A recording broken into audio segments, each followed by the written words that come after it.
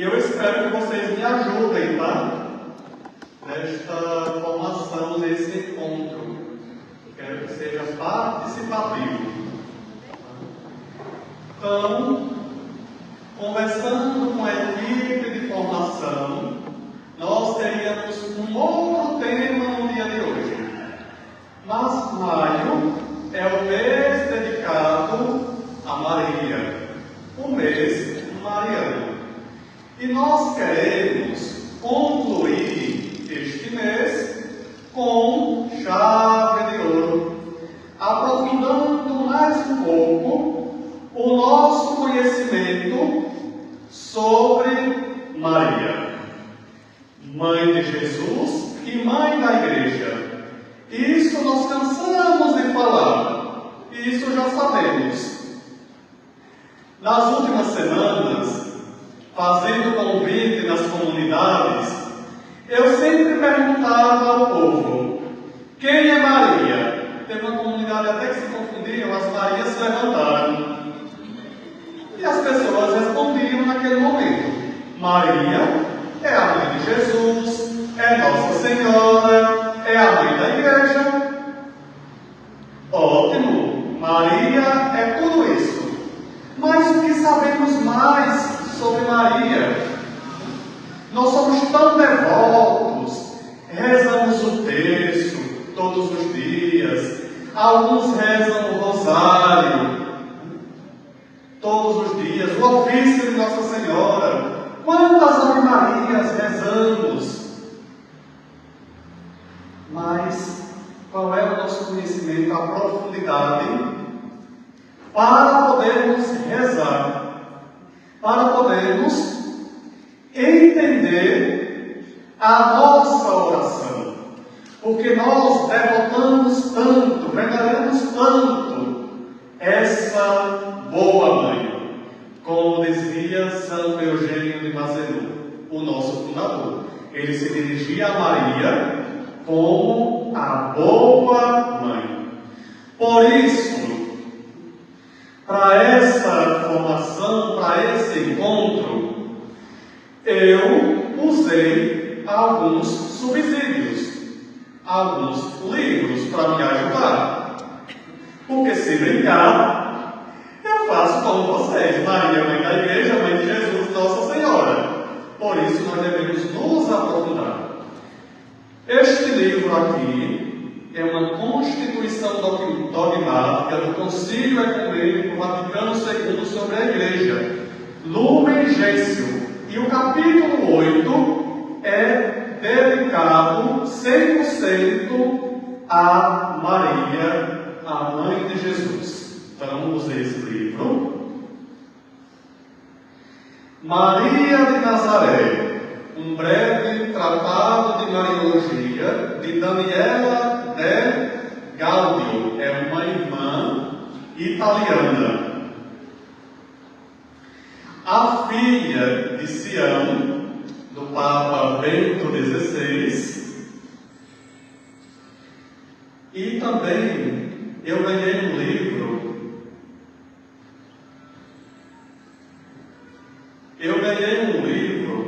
Do professor Denilson Aparecido Rossi, esse que fez a acolhida, conversando sobre Maria. Então aqui tem uma conversa sobre as leituras, os evangelhos que falam acerca de Maria. Então é isso. E claro, a Bíblia, que é o nosso primeiro fundamento. Ok? Se alguém tiver dúvidas e quiser fazer alguma pergunta, levante a mão, depois o professor responde.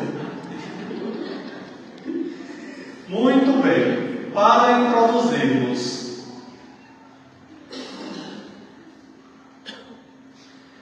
Maria na história da salvação. Por que na história da salvação? Porque Deus nos salva, Deus nos liberta dentro da história em que vivemos, não fora dela. E nessa história nós temos a participação ativa não passiva de Maria, que vamos aprofundar, e nós vamos ver que ela, lá na história de Adão e Eva, nós já temos um pré-anúncio da história da salvação. Naquela mulher, nós já podemos ver Maria, a mãe de Jesus.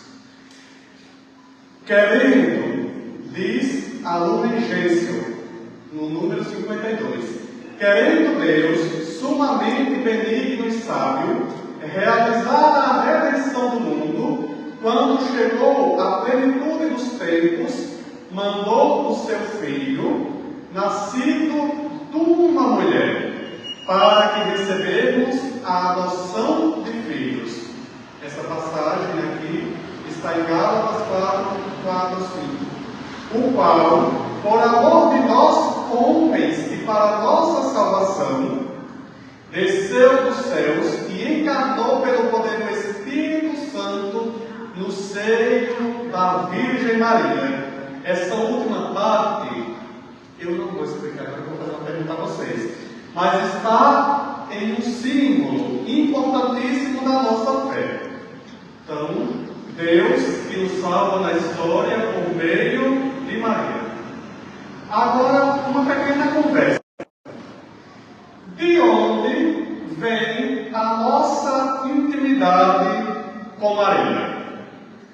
De onde vem a nossa intimidade, a nossa experiência? Por exemplo, quando eu era criança, assim, desse tamanho, eu e meu primo, minha avó, todo santo dia, ainda hoje tem, mas antes era diferente, tinha lá a mesinha com os santos, ela acendia uma vela e começava a rezar. E eu e meu primo, um de um lado e outro do outro. Minha tia dizia, eu sou cristão. Então ali eu aprendi a Ave Maria, aprendi a Salve Rainha, o Pai Nosso. Não aprendi isso na igreja, aprendi em casa.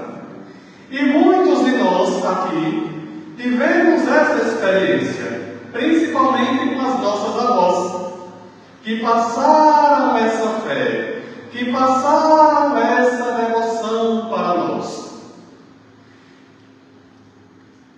Acredito que vocês teriam outras experiências para falar, mas todos nós sempre olhamos para a mãe como a Nossa Senhora.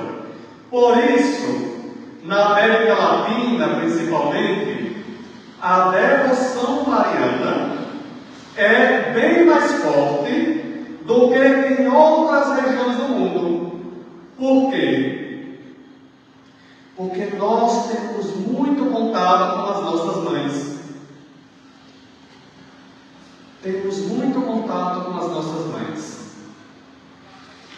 Eu tinha uma professora de teologia, formada em Bíblia, em tudo. Ela disse, todo ano eu vou em Aparecida. É renovar a minha consagração à Virgem de Aparecida. Ele é uma pessoa formada, com vários diplomas, um conhecimento científico elevado. Mas ela dizia uma coisa interessante. Na hora da dor, na hora do sofrimento, a quem recorremos? A quem? A mãe. Cai todos os diplomas, todo o conhecimento, e nós pedimos a intercessão da mãe. Por isso, irmãos, a nossa fé, o nosso conhecimento e a nossa experiência com Maria vem do berço. Vem do berço. Por exemplo, essa semana eu fui em São Paulo. O ano passado eu tentei tirar o visto americano e não consegui, fui reprovado. Essa semana fui o mexicano. E na hora que me chamaram para a entrevista, naquele caminho eu dizia, valei-me, Senhora de Guadalupe, rogai por mim. É a mãe que nós recorremos faz parte da nossa experiência, está no nosso coração e na nossa vida. Essa foi uma breve introdução.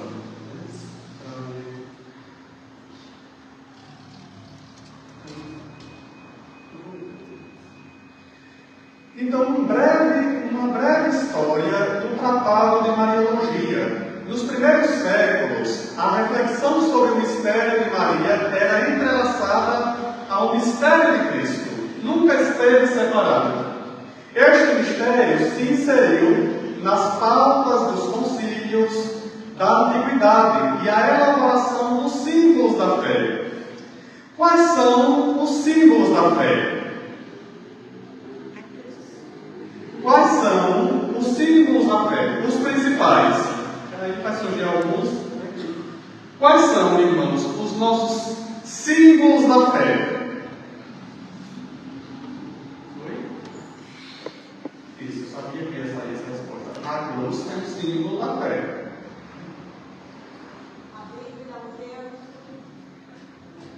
Isso, são símbolos.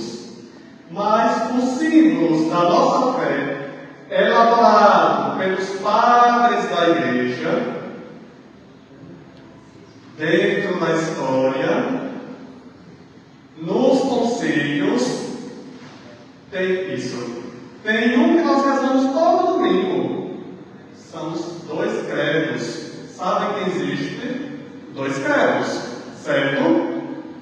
O credo apostólico, elaborado lá pelo século 2 e 3, pelos padres da igreja, mas com fundamentos da pregação dos apóstolos, por isso chama-se credo apostólico.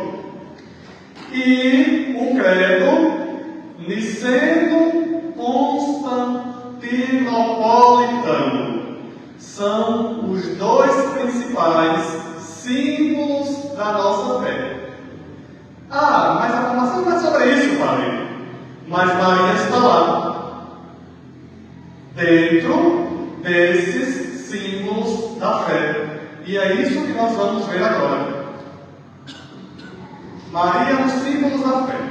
Maria aparece nos 2 grandes símbolos da fé católica: o credo apostólico e o credo niceno-constantinopolitano, ligada diretamente ao mistério de Jesus Cristo e da encarnação. Na introdução deste encontro, o professor Denilson falava uma coisa interessante. Nós sabemos que Jesus é o nosso Salvador. Eu sou o caminho, a verdade e a vida, ninguém vai ao Pai senão por mim. Mas em Maria, ela tem uma participação ativa nessa história da encarnação. Credo apostólico. Quando nós rezamos lá, nós vamos no automático e nem percebemos. Nós professamos que foi concebido pelo poder do Espírito Santo, nasceu da Virgem Maria. Vocês percebem que rezam isso? Percebem? Eu percebo, vou confiar. Tem vezes que nem eu percebo. Brincadeirinha. Então, as afirmações contêm verdades fundamentais da fé. Primeiro, a verdadeira humanidade de Cristo, que passa pela humanidade de Maria. Por isso, é filho de uma mulher para receber essa humanidade. A maternidade virginal de Maria e Maria ligada ao mistério da salvação. Pontos fundamentais dessa profissão. Agora vamos lá. O credo, só uma explicaçãozinha. O credo apostólico foi elaborado para a igreja iniciante falar na mesma língua. Então, vai uns para cá, outros para lá, e nós temos que ter uma unidade na pregação, na nossa fé. Por isso chama o credo apostólico. Agora nós temos o outro símbolo da fé.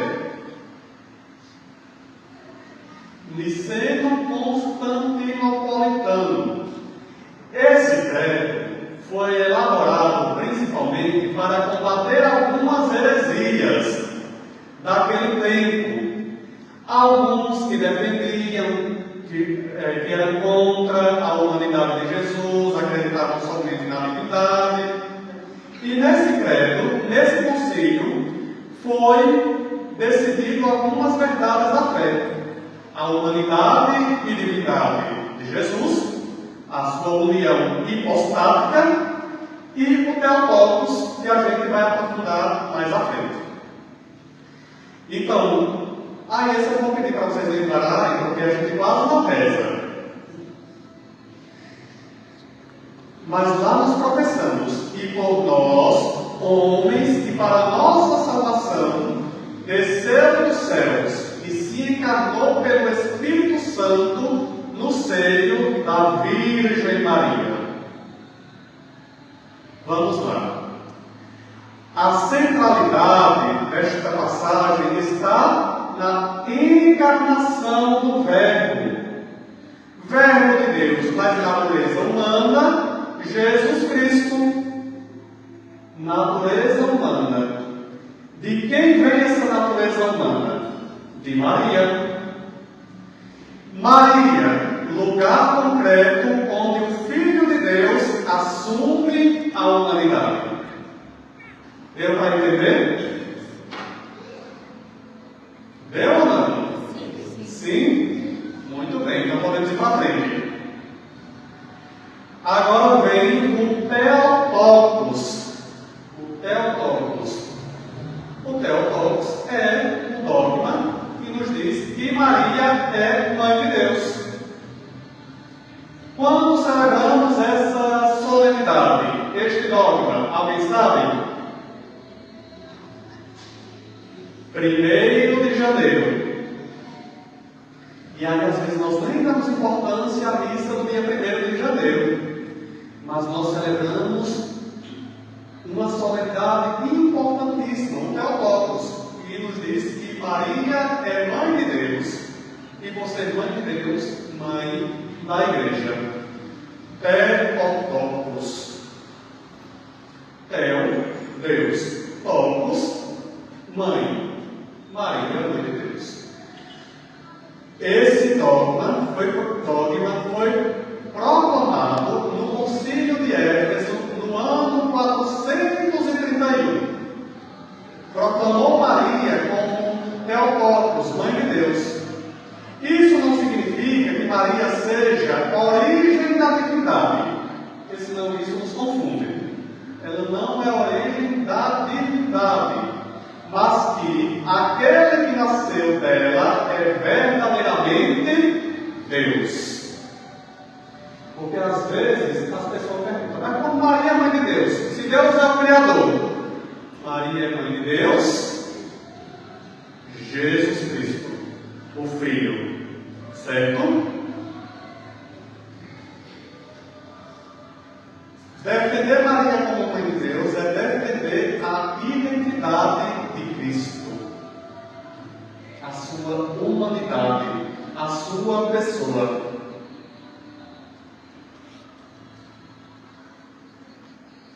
Ação do Espírito Santo. O credo professa aqui: a encarnação é iniciativa divina. Maria responde livremente com fé e obediência. Há uma profunda união entre Espírito Santo, Maria e encarnação do Verbo. Pronto, até aí tudo bem. Agora vamos para a Mariologia dos padres da Igreja. Vários padres escreveram tratados, homilias sobre a pessoa de Maria na história da salvação. Claro que eu não coloquei todos, porque senão a gente não sai daqui. Mas alguns principais. Santo Inácio de Antioquia, o que ele vai dizer? Apresenta Maria como a mãe virgem do Salvador. E sabem que isso é base para o dogma da virgindade de Maria. Afirma que o nascimento histórico de Cristo é real, contra os partidários do docetismo e sua visão cristológica. Então, essa afirmação de Santo Inácio de Antioquia é importantíssima no início da igreja, porque naquele início estavam se elaborando todas as teologias, dando fundamento. E por isso existia um grupo, que eram cristãos, chamado docetistas. Docetismo é uma antiga heresia cristã dos primeiros séculos que afirmava o quê? Que Jesus Cristo não tinha corpo humano verdadeiro, mas apenas uma aparência. E Santo Inácio escreve essa fala para combater a essa heresia. Só que se nós formos observar, nos dias de hoje, tem gente que continua dentro da igreja vivendo esse dogma, esse docetismo. Tem gente que parece que acredita que Jesus humano, o Verbo encarnado, não existe. É apenas uma aparência. Só olhamos para a dimensão espiritual, através da dimensão espiritual. Muito bem. Essa é a visão de Santo Inácio de Antioquia. São Justino, outro importante padre da igreja, vai dizer o seguinte: compara Maria a Eva, mãe dos viventes. A desobediência de Eva corresponde à obediência de Maria. Com a sua estirpe, Eva trouxe a morte ao mundo. Maria, por meio do Filho, trouxe a salvação.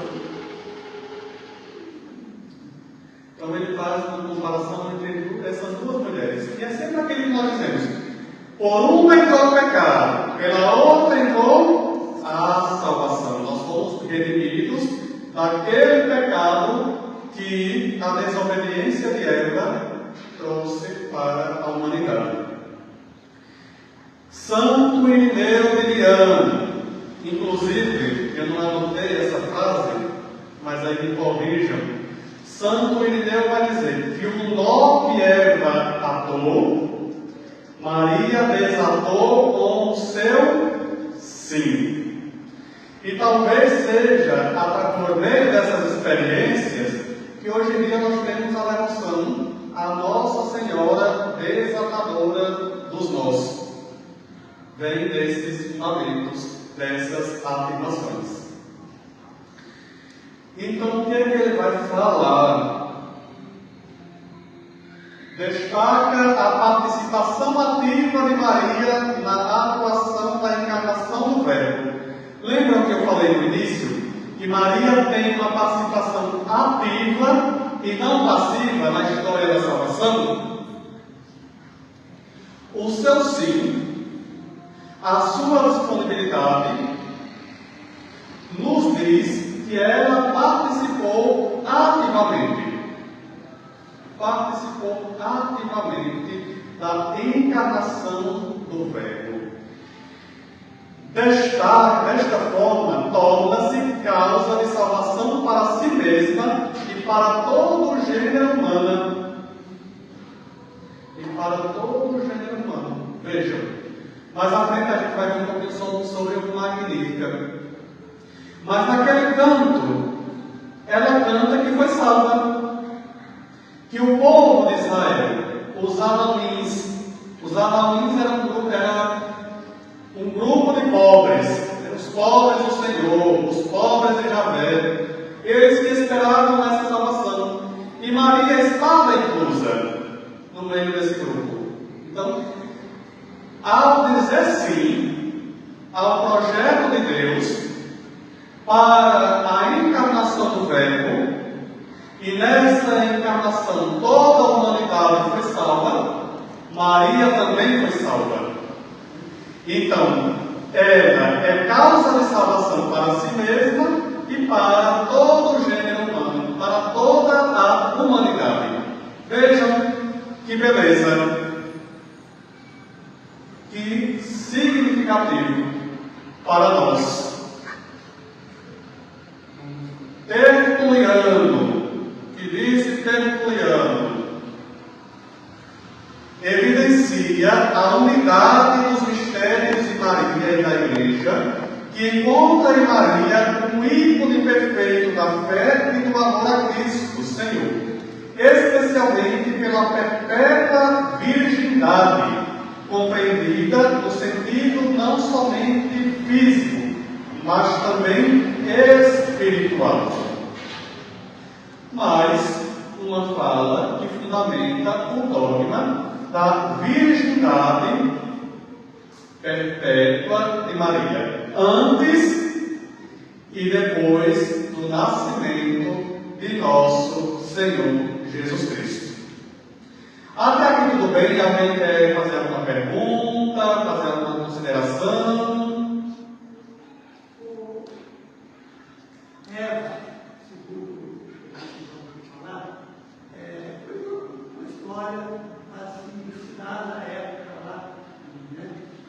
E aí hoje usou Eva e Maria. Se Eva foi uma ilustração, eu acho que eu deveria assim, comparar, usar Eva como Maria. Maria, sem dúvida. Agora, a Eva, acho que eu não sei, que foi uma exceção, nunca usou para ensinar. Sim. A religião da época.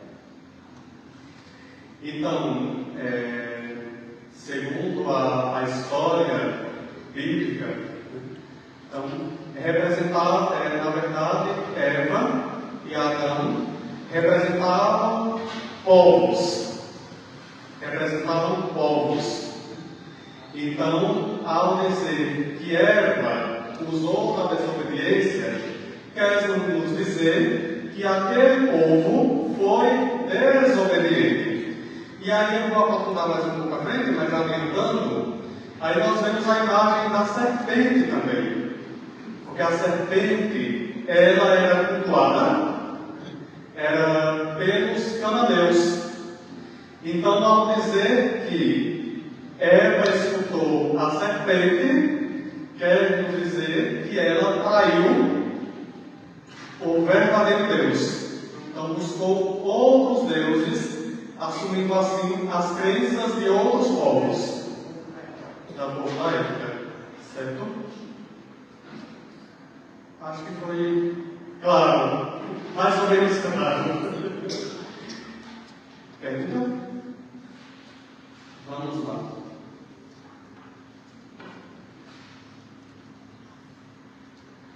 Santo Agostinho de Hipona é o santo mais importante da Igreja Latina naquele tempo, que escreveu uma vasta teologia sobre vários pontos da nossa fé. Então ele define que a concepção virginal de Cristo realizou-se em Maria antes no seu espírito e depois no seu seio.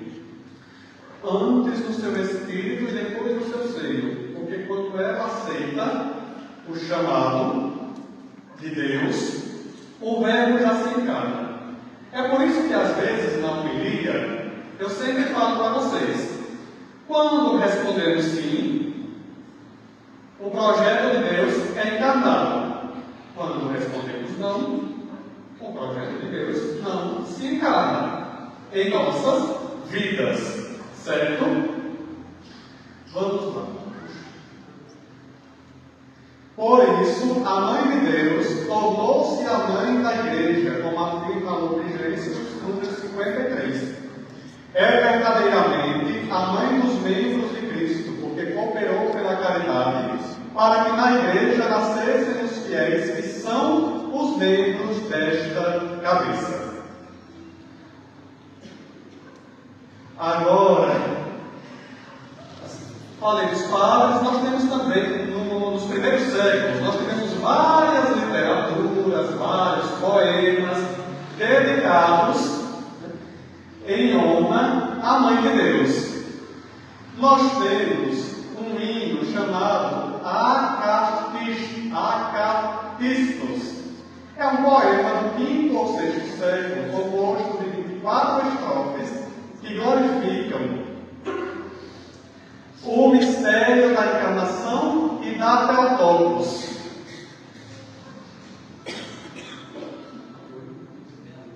Muito belo, assim. Eles não vão conseguir cantar hoje, não vão ficar nos devendo, mas é um hino na Igreja Latina. Quando falamos da Igreja Latina, falamos da Igreja de Roma. Mas nas igrejas ortodoxas, orientais, ainda hoje esse hino é sumamente cantado nas festas, nas solenidades dedicadas a Maria, a Mãe de Deus. Porque ele é composto de 24 estrofes, então ele doa vários louvores, várias qualidades da pessoa de Maria, a Mãe de Jesus. Canta uma estrofe para nós, Paulo. Que é uma estrofe. Vai sem violão, né? Vai sem violão. Você ensaiou. Vamos ouvir, vamos meditar esse canto.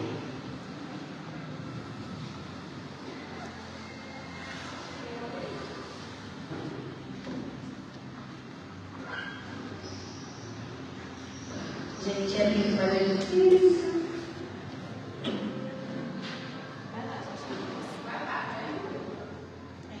Me ajuda.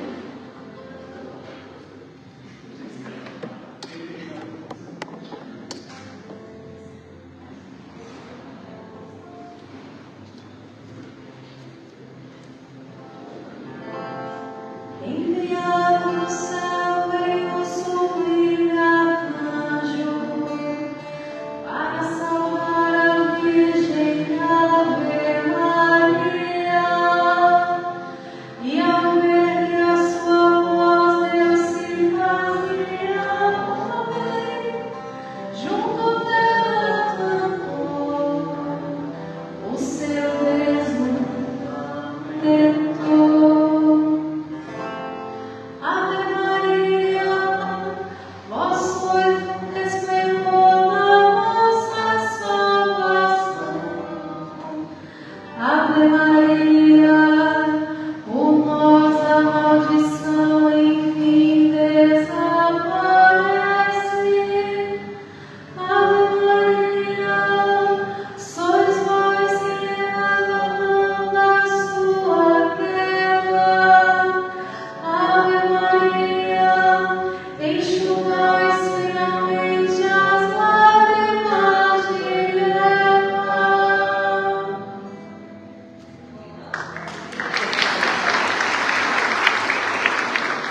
Muito bem.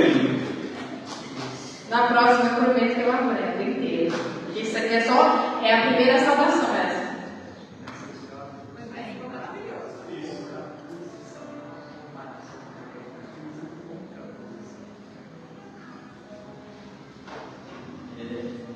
Aquilo que o senhor trouxe é muito interessante. A literatura, né, não compara Maria com ela, coloca em oposição, em contraposição. A posição de Eva é de abrir as portas do pecado. A posição de Maria é de abrir as portas da graça, da salvação. Então não é que Maria é comparada a Eva. Maria é colocada numa posição diferente de Eva. Por Eva entra o pecado, por Maria entra a graça, né? Eva é o símbolo da humanidade que desobedece a Deus. Maria não é símbolo, mas é a representação, a personificação de quem deve obedecer a Deus. Ela diz sim a Deus, Eva diz não. Né? E o hino, a primeira estrofe, vem confirmar isso. Por Maria entra a salvação. Obrigado. Padre, eu queria fazer uma pergunta. Porque com esse significado também tem sentido. Por que nós católicos, nós somos agarrados em Jesus de Deus e o evangélico, esses povos evangélicos, da igreja, não acredita em Maria, acredita em Jesus. A gente fala sobre Maria, Nossa Senhora Aparecida, a mãe de Jesus, e eles ignoram a gente. Por quê? Queria saber isso daí. Eu acredito que se tivesse realmente o conhecimento profundo da teologia, da Bíblia, não ignoraria. Porque a gente vai passar ainda pela Bíblia. Então, do Gênesis ao Apocalipse, nós temos a figura de Maria. E claramente lá está dizendo que Eva é a mãe do Verbo encarnado, o nosso Salvador. Certo? Então, aí são outras experiências de fé que negam esta participação ativa de Maria no projeto e na história da salvação. Por isso, a formação nos ajuda a entender e a ver sua presença, sua participação nessa história, para que nós realmente possamos professar essa fé. Como lá nos símbolos, nos credos, nós professamos essa participação ativa de Maria nessa história como a mãe do Salvador. Mas se nós não conhecermos, ligeiramente nós acabamos sendo seduzidos, digamos assim, uma linguagem metafórica, pela serpente. Porque a serpente, que representa um povo, outros deuses, ela vem para seduzir. E a serpente tem argumentos fortes. Por isso precisamos conhecer, certo? Mas assim, a gente só rezando, lendo a visita de Maria a Isabel, nós já temos fundamentos claros sobre a presença de Maria na nossa fé. Imagina se a gente fazer uma viagem por toda a Bíblia, por toda a história do povo de Deus relatada ali. Ok? Tá.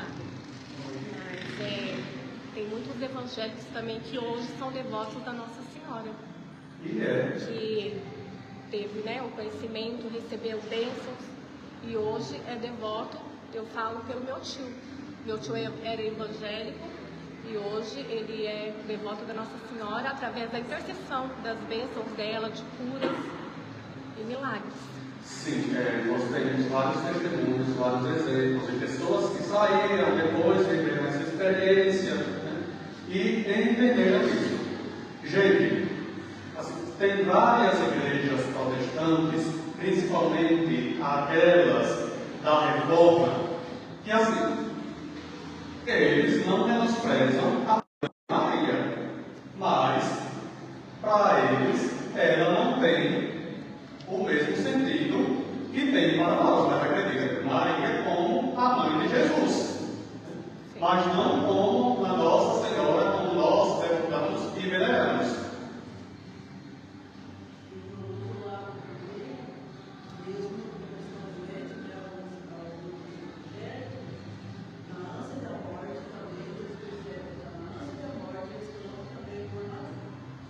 Sim, a nossa morte. Veja, usando agora um exemplo familiar novamente. Quando nós, aquilo que eu falei no início, quando nós estamos num momento de dor, em casa, a gente não recorre ao pai primeiro, recorremos à mãe. Quando meu avô faleceu, minha avó já idosa, e minha avó chorava assim, clamando, eu quero minha mãe, eu quero minha mãe. Então, possa que nesses momentos eles também sintam essa necessidade da mãe, e por isso clamam. É aquilo que nós tentamos. Na hora da dor, nós voltamos para a mãe, para a nossa fé inicial.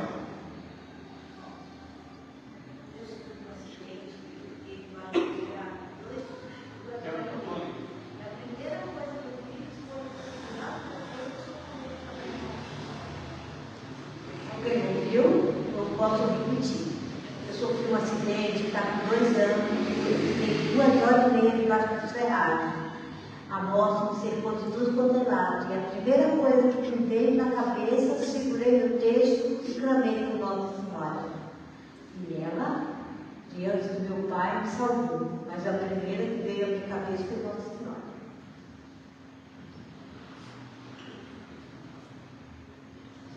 Muito bem.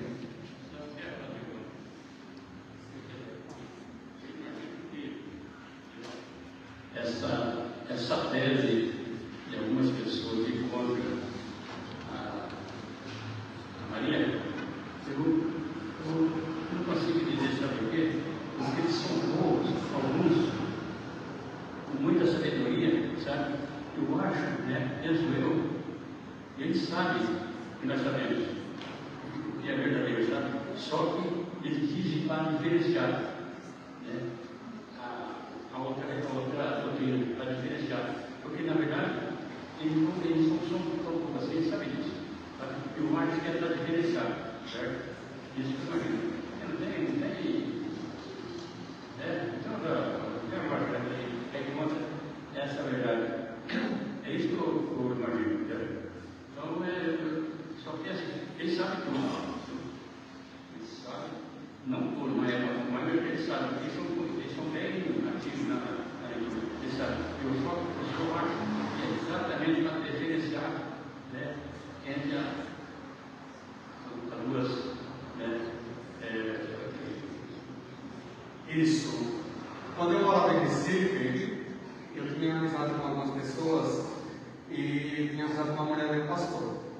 E ela disse, era da Igreja Batista. E ela disse, padre, quando sai um documento da Igreja Católica, o meu marido vai lá na Paulus e compra.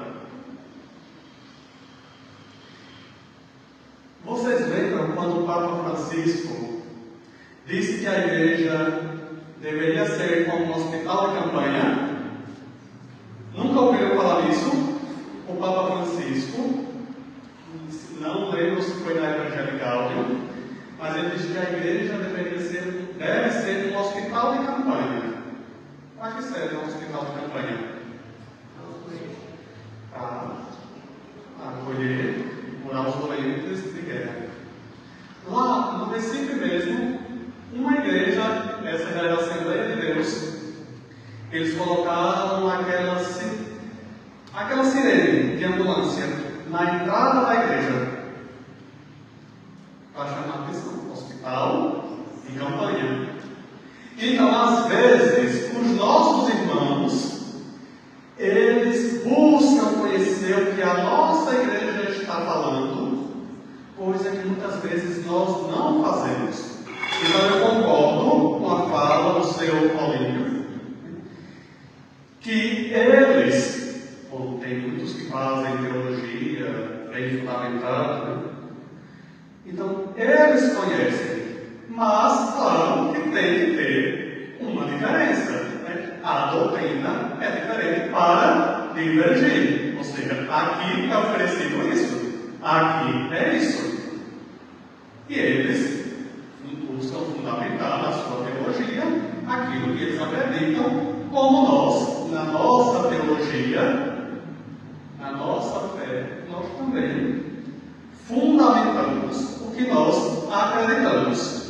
Mas aí essa coisa de que Maria não está na Bíblia é conversa para boi dormir. O boi não dorme não, né? Agora eu preciso tomar uma outra água. É para quebrar o dia. Deixa eu ver.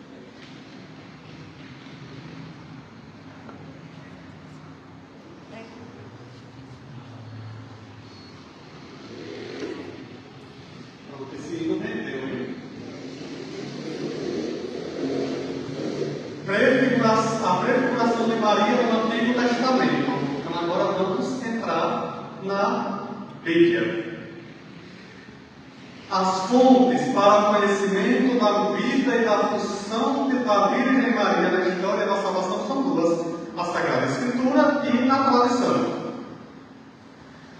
A Constituição Dogmática Lumen Gentium do Vaticano II afirma que as sagradas letras do Evangelho, do Velho e do Novo Testamento, como também a venerada tradição, mostram o humus da Mãe do Salvador na economia da salvação. A economia da salvação é a história da salvação. Vamos lá. Desde o início da história da salvação, fala-se da figura de uma mulher, como a aurora que pré-anuncia a luz. Trará o Messias que libertará Israel da escravidão. O povo, que como lembrou o seu Adalto, o seu ministro, caiu no pecado, é liberto pelo Messias. Essa mulher é profeticamente pré-anunciada imediatamente à queda de Adão e Eva. Então vamos lá aprofundar um pouquinho. O Senhor antecipa a vitória final do bem sobre o mal. Isso. Olá, a passagem do Gênesis. Porém, hostilidade entre ti e a mulher, entre a tua linhagem e a linhagem dela. Ela te esmagará a cabeça e tu lhes ferirá o calcanhar. Gênesis 3,15. Esse texto, denominado proto-evangelho, proto-evangelho significa o primeiro anúncio da salvação, da boa nova, que já está lá, intrínseco, nesta passagem do Gênesis.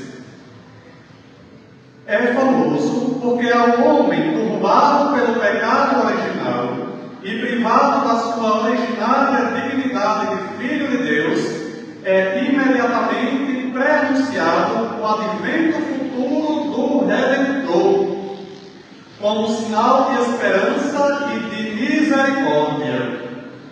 A profecia compreende contemporaneamente também o anúncio da mãe do Messias, a mulher, que será inimiga do demônio, adversária da humanidade, de cuja origem nascerá aquele que abaterá para sempre o antigo adversário, o pecado e a morte.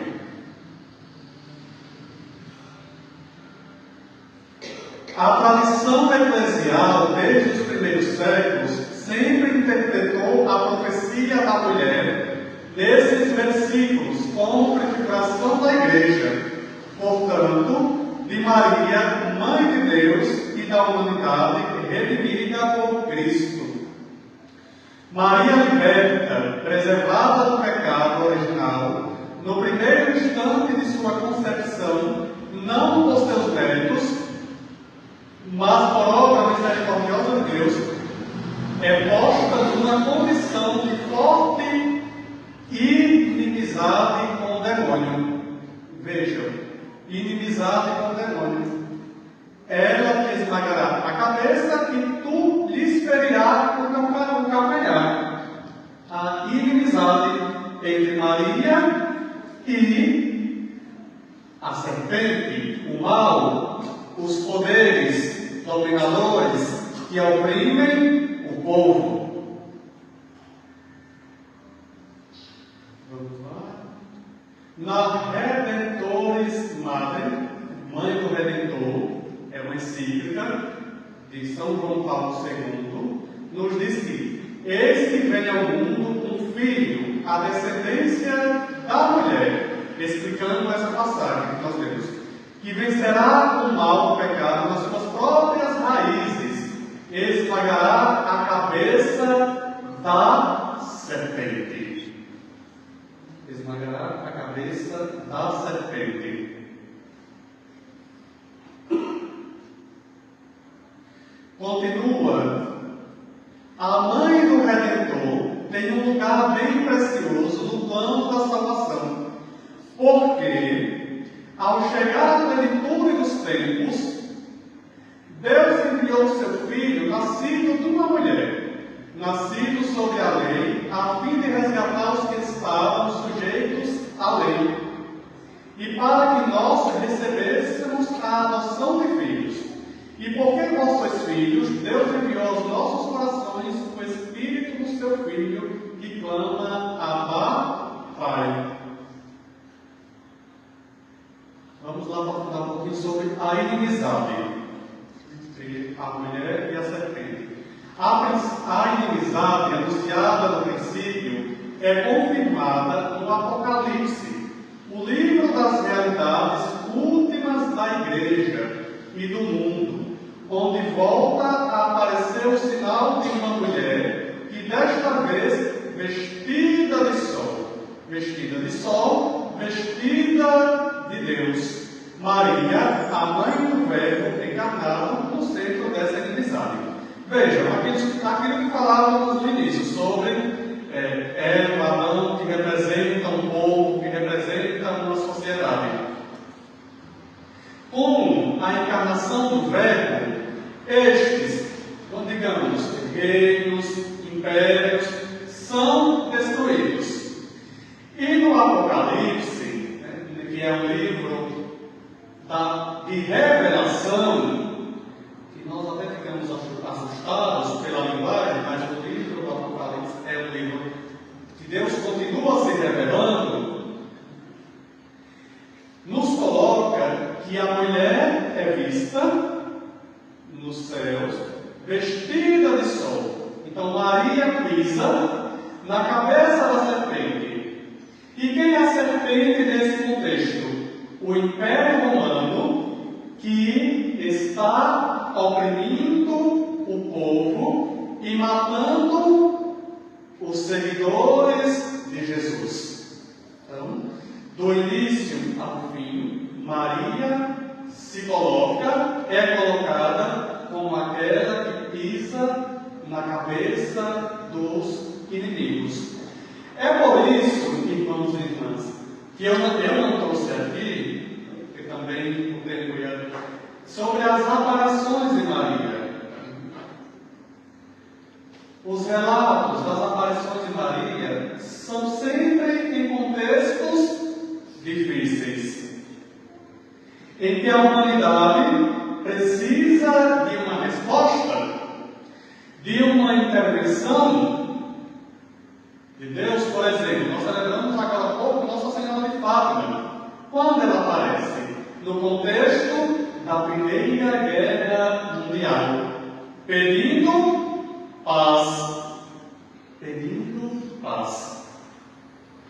Então, Maria é aquela que sempre continuará esmagando a cabeça da serpente, esmagando o mal, que busca oprimir o povo de Deus.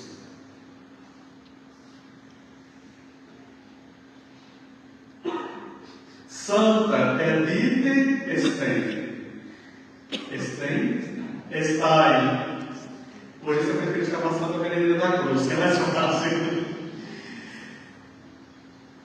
Sobre o ethos da mulher, segundo a natureza e a graça, ela diz que a mulher é chamada por Deus na terra para refletir sobre a sua maternidade, como o homem a sua paternidade.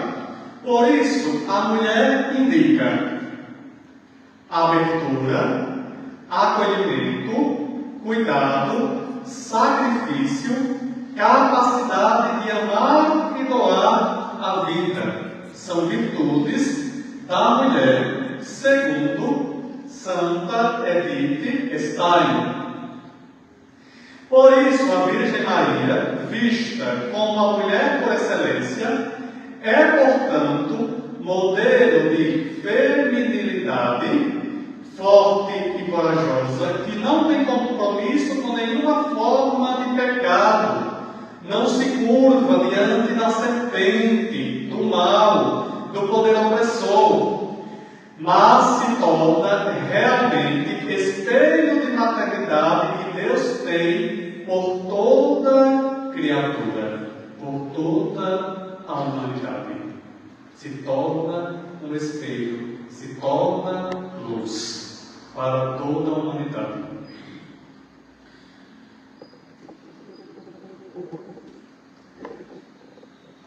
Na liturgia da igreja, desde sempre são dedicadas a Maria as palavras que, como disse a Judite: Tu és a glória de Jerusalém, Tu és o supremo orgulho de Israel. Maria, mulher de estirpe de Davi, excelsa filha de Sião, é realmente glória da igreja e da humanidade. Tu és a glória de Jerusalém. Tu és o supremo orgulho de Israel. Então, a tradição cristã faz uma releitura dessa história do Antigo Testamento, olhando para Maria. Merece conceber no seu ventre, indicando a todos a estrada para encontrar a verdadeira grandeza do homem no projeto originário de Deus, ser seu filho no filho, acolhendo em si mesmo a sua vida divina. Amém? Amém. Alguma dúvida? Está claro ou escuro? Olha, vamos lá. Nos escritos dos profetas encontramos o complemento de tal profecia nas palavras de Isaías que proclama: Eis que a jovem está grávida e dará à luz um filho, e dar-lhe-á o nome de Emanuel. O texto é claro. A jovem está grávida. Fala de uma virgem que vai parturir. Parturir é parir. Mas tem essa palavra técnica bonita, né? Diferente, a gente gosta de usar. O fruto do seu ventre é o Messias, Jesus Cristo, Deus encarnado.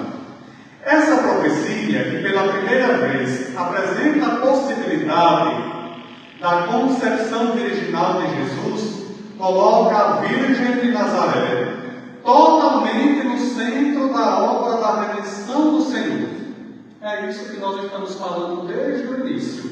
Maria está no centro da obra redentora do Senhor. A mulher do Gênesis torna-se, portanto, a Virgem que conceberá e dará à luz um filho, cujo nome será Emanuel. Confere em Isaías e Mateus. Mais um, depois a gente levanta um pouco, canta, respira, para podermos continuar. Tá bom? Só para terminar o Antigo Testamento. O profeta Miqueias retoma a profecia de Isaías de forma mais sucinta, mas igualmente clara, quando exclama: E tu, Belém de Éfrata, pequena entre os clãs de Judá, de ti sairá para mim aquele que governará Israel. Suas origens são de tempos antigos, de dias imemoráveis. Por isso, ele nos abandonará até o tempo em que parturiente dará à luz. Então, o resto de seus irmãos voltará para os israelitas. A partir destes textos proféticos, percebe-se que a concepção messiânica, unida à figura da mãe de que deve gerar o Messias, já é bem solidificada em Israel. Entenderam? Então, em Israel, na história do povo de Deus, no Antigo Testamento, essa visão da figura da mãe, na encarnação do Verbo, do Messias, esperado pelo povo, já estava encarnada, já estava solidificada. Ah, mas eu não tenho fundamento para falar de Maria na Bíblia, da mãe do Salvador. Vejam, em contradição, nós caímos. Significa o quê? Que não buscamos ou não temos a oportunidade de conhecer. Amém? Amém. Deixa eu ficar aqui. Vamos parar um pouquinho. Se quiserem tomar um cafezinho, uma parada de 10 minutos. Ou mais. 10 tá bom. 10 minutos. Depois a gente volta porque temos mais coisas, tá? Aí vocês podem murmurar por aí, conversarem, né? Prosear. Um cafezinho, depois animação e a gente continua. E o trem tem muito vagão.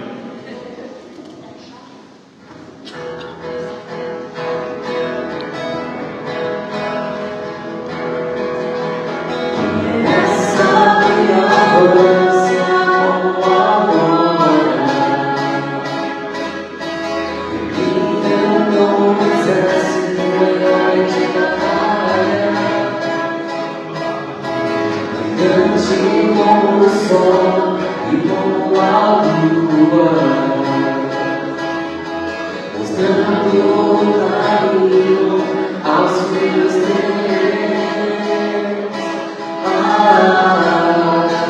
Minha alma glorifica ao Senhor.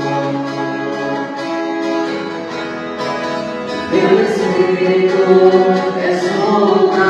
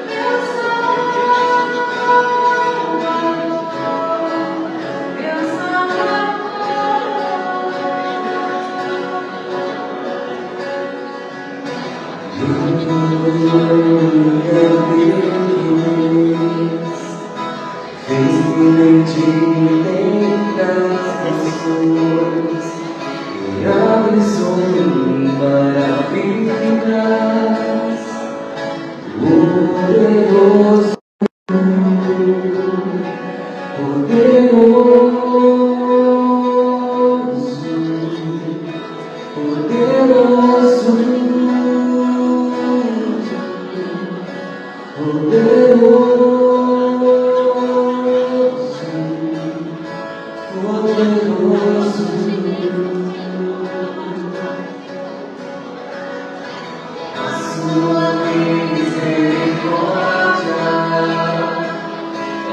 geração em geração. Só Deus que reina cujo nome é santo.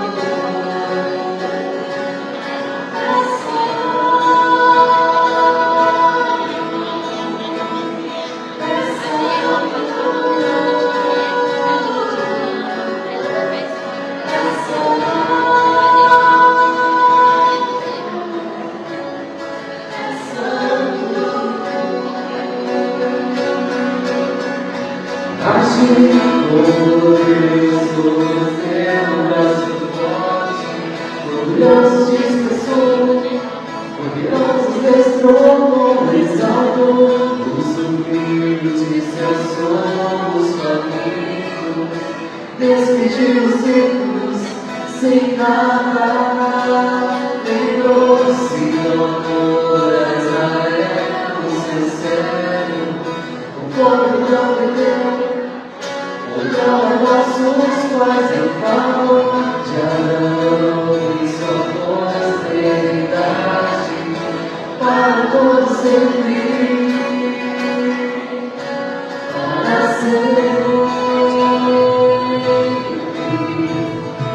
para sempre.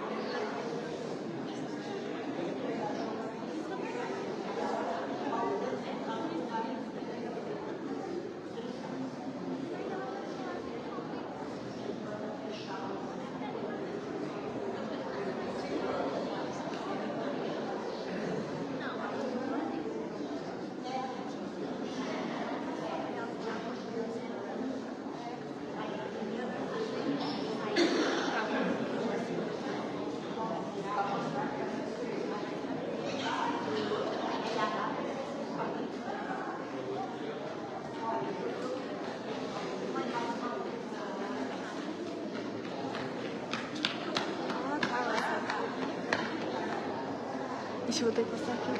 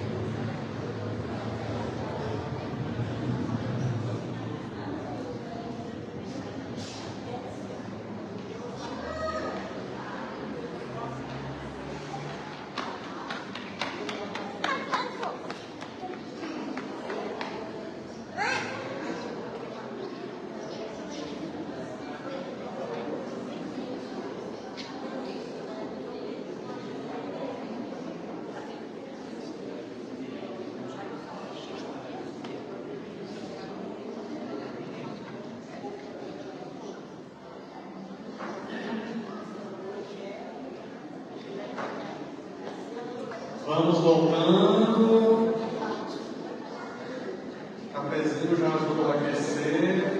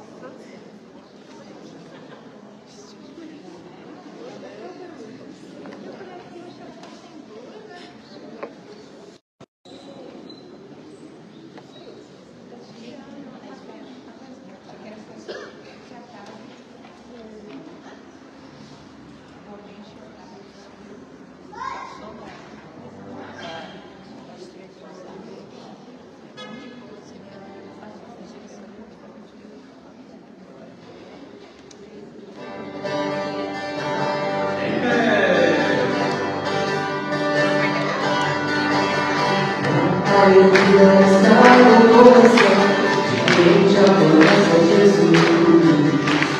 A verdadeira passa quem aqui já conhece Jesus. O sentimento mais precioso que vem do nosso Senhor é o amor que só tem quem já conhece Jesus.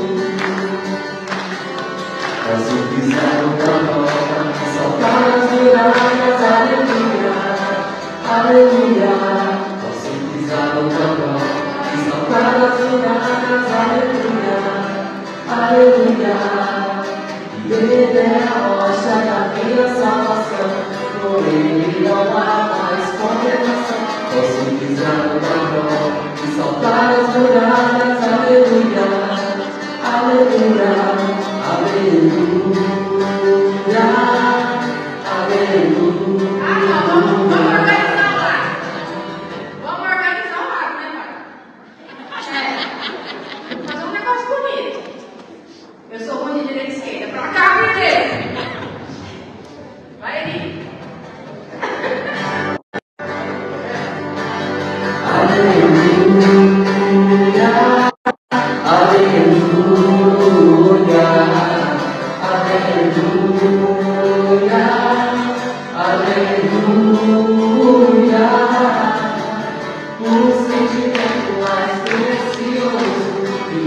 o nosso Senhor é o amor somente quem já conhece a Jesus.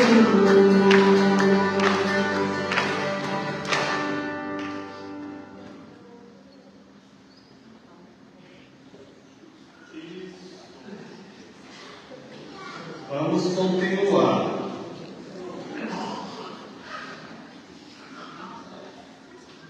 Para finalizar o Antigo Testamento, nós vemos o papel de Maria, que o papel de Maria é tríplice. Primeiro, ser mulher, a par de Jesus Cristo, Deus homem, em contraposição ao principal casal Adão e Eva, para resgatar a imagem primordial da mulher, na plenitude da sua feminilidade e bondade, de forma alguma corrompida pelo pecado. Segundo, ser mãe do Deus encarnado, para dar importância ao papel fundamental de cada mulher geradora de vida.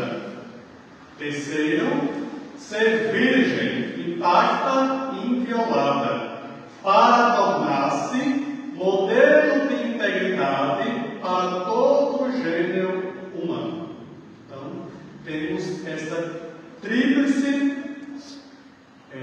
perspectiva mariana para finalizar o Antigo Testamento. Agora, vocês vão receber um papel, uma folhinha em branco e uma caneta.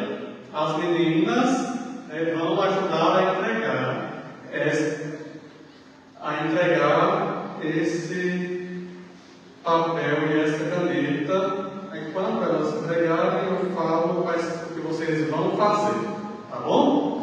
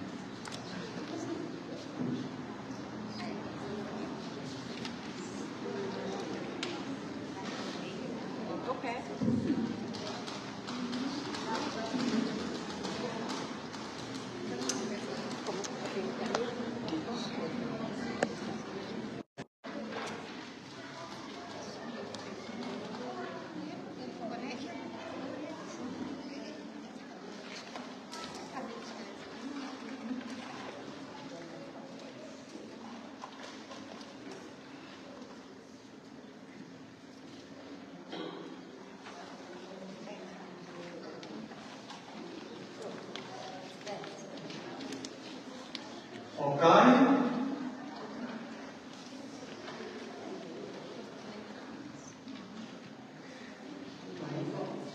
Oi? Ok. Então, escrevam as perguntas. Qual o chamado Deus me faz hoje? Qual é o chamado de Deus na minha vida, na minha história hoje? Às vezes, qual é o chamado de Deus para mim hoje?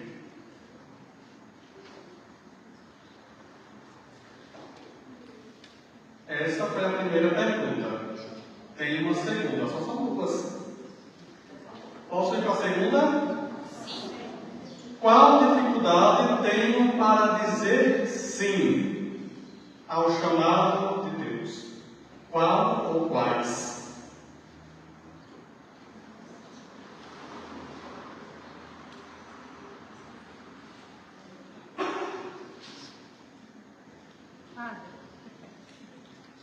Primeira pergunta é: qual o chamado de Deus hoje na minha vida?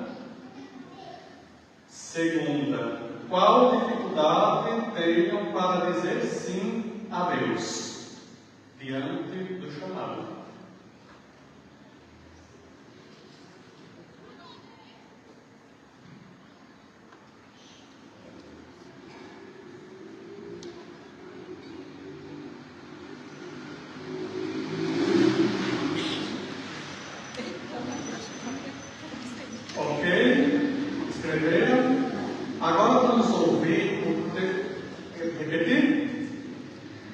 qual o chamado de Deus hoje na minha vida?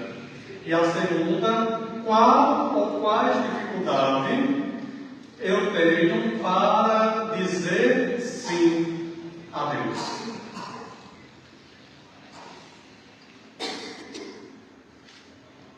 Não é para responder agora.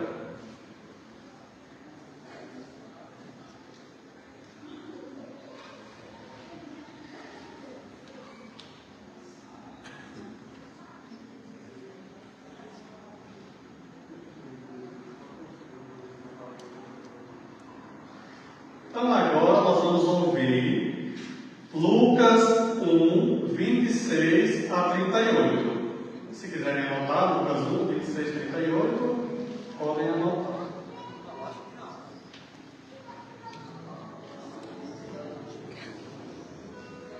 Lucas 1, 26 a 38. Que é a passagem bíblica que nos fala da anunciação do anjo a Maria. Então vamos ouvir. No 6º mês, o anjo Gabriel foi enviado por Deus a uma cidade da Galileia chamada Nazaré, a uma virgem desposada com um varão chamado José, da casa de Davi. E o nome da virgem era Maria. Entrando onde ela estava, disse-lhe: Alegra-te, cheia de graça, o Senhor está contigo. Ela ficou intrigada com essa palavra e pôs a pensar qual seria o significado da salvação. O anjo, porém, acrescentou: Não temas, Maria, encontraste graça junto de Deus. Eis que conceberás no teu seio e darás à luz um filho, e o chamarás com o nome de Jesus. Ele será grande, será chamado Filho do Altíssimo, e o Senhor Deus lhe dará o trono de Davi, seu pai. Ele reinará na casa de Jacó para sempre, e o seu reinado não terá fim. Maria, porém, disse ao anjo: Como é que vai ser isso, se eu não conheço homem algum? O anjo lhe respondeu: O Espírito Santo virá sobre ti, e o poder do Altíssimo vai te cobrir com a sua sombra. Por isso, o santo que nascer será chamado Filho de Deus. Também Isabel, tua parenta, concebeu um filho na velhice, e este é o 6º mês daquela que chamava de estéril. Para Deus, com efeito, nada é impossível. Disse então Maria: Eu sou a serva do Senhor, faça-se em mim segundo a tua palavra. E o anjo a deixou. Agora podem responder, meditando esse chamado e essa resposta de Maria. Podem fazer a sua resposta.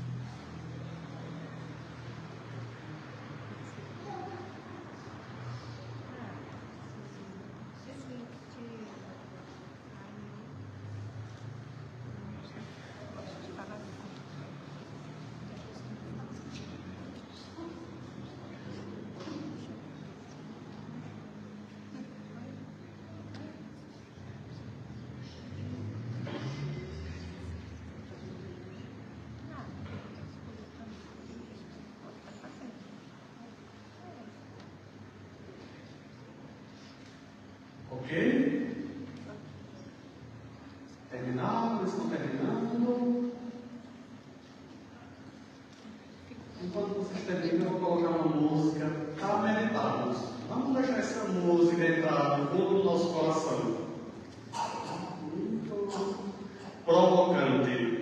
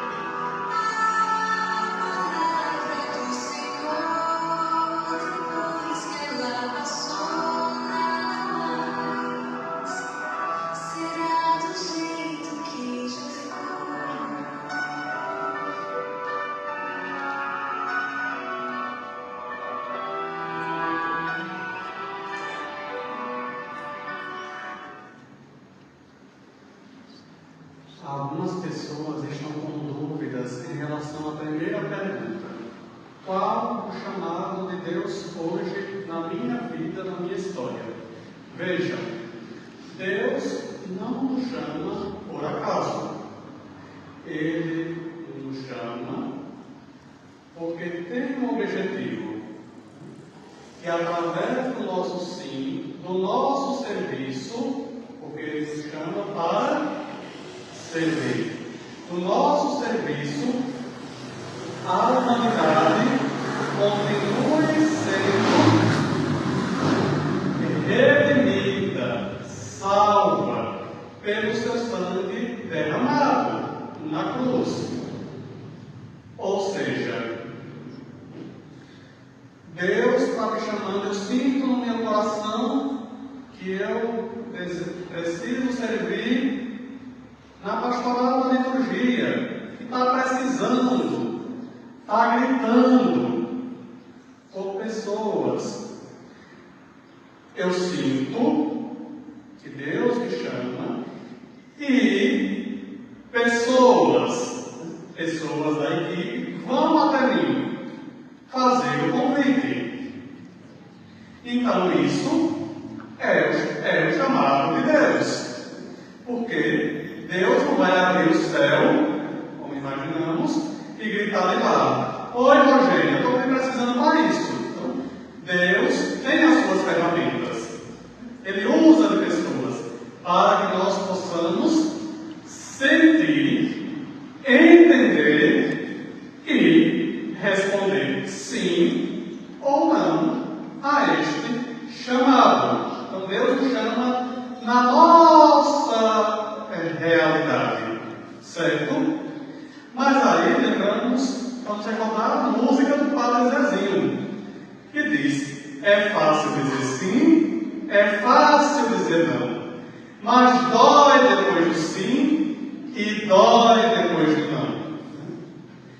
Então, Deus nos chama para Cristo. Às vezes nós não compreendemos porque não estamos atentos, porque colocamos uma coisa, outra coisa, mas Ele nos chama. Quem estava com dúvida, compreendeu? Sim? Ok. Pronto. Todos responderam? Você estava com dúvida, era responder. Mas alguém gostaria de partilhar? Porque não é obrigatório partilhar. Alguém gostaria de partilhar?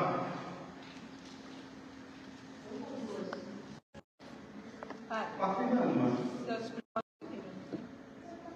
Sim, agora eu expliquei a primeira. Mas eu expliquei a segunda quando eu falei que dói depois do sim, dói depois não. Se a Aldo quer falar um pouquinho? Vou dar a primeira.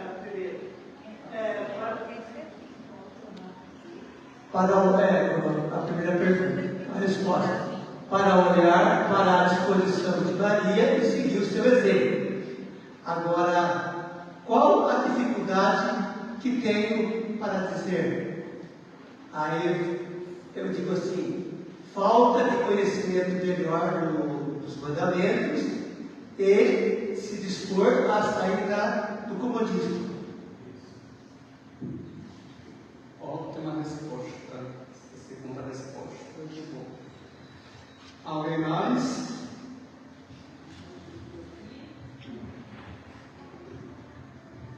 Ouvir, servir e ser fiel.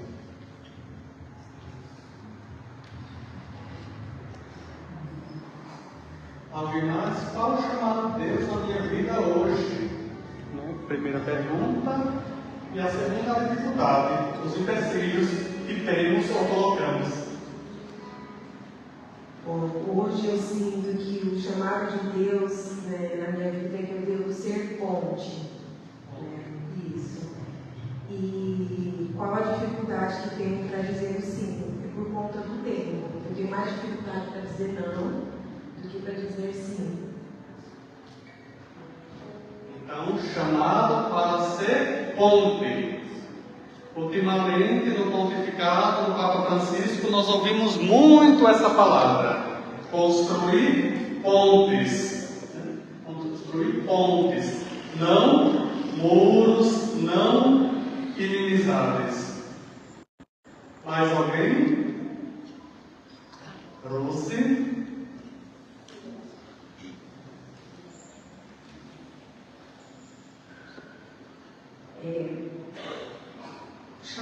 Qual o chamado de Deus para mim hoje? Assim como Maria, Deus me chama para participar da história da salvação da humanidade, sendo uma evangelizadora humana. A dificuldade para dizer sim é não ter consciência para colocar em prática os conhecimentos que eu adquiro. Porque conhecimento a gente adquire, mas o difícil é tomar a consciência, tomar a iniciativa daquilo que a gente adquiriu como conhecimento. Muito bem. Quem mais?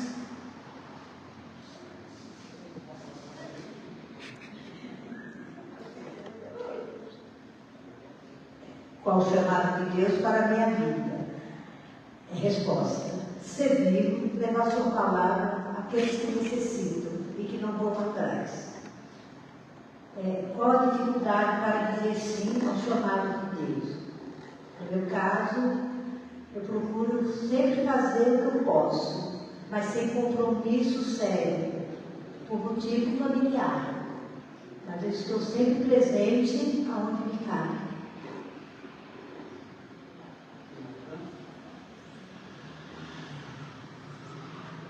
Ok? Mais alguém quer?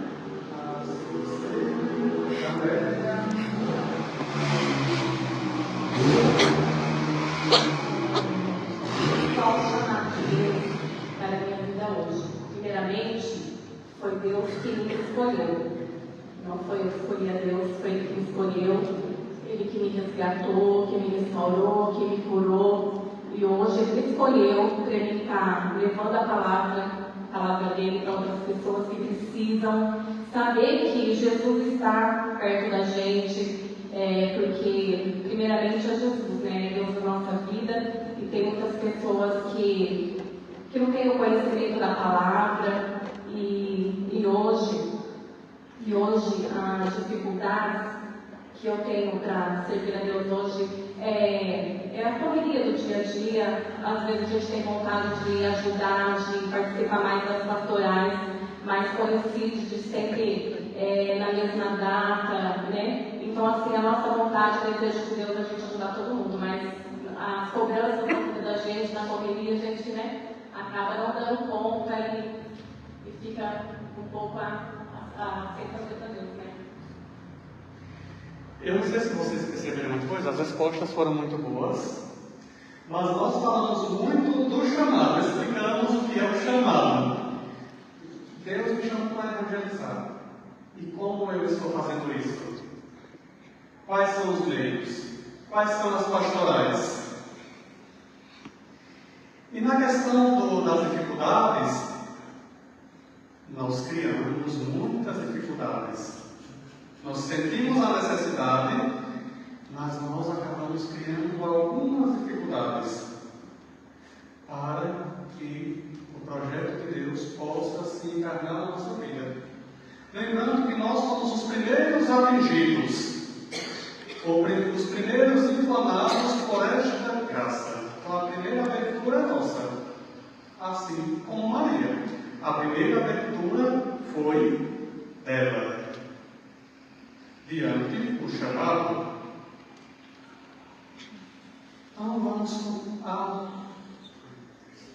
Então agora nós vamos fazer uma procissão com o canto e vamos depositar as nossas respostas aqui aos pés da Virgem. Ok?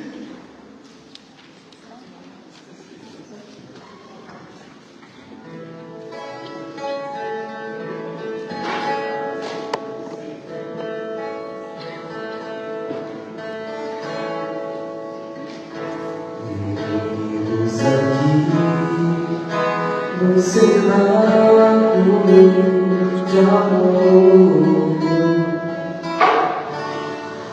pedimos forças pelas mãos de Maria.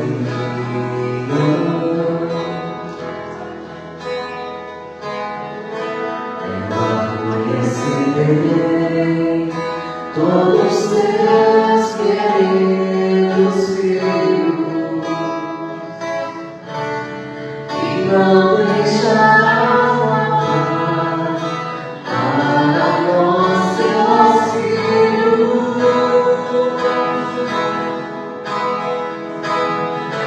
Vinde Espírito Santo, vinde no meio da poderosa intercessão do Imaculado Coração de Maria, nossa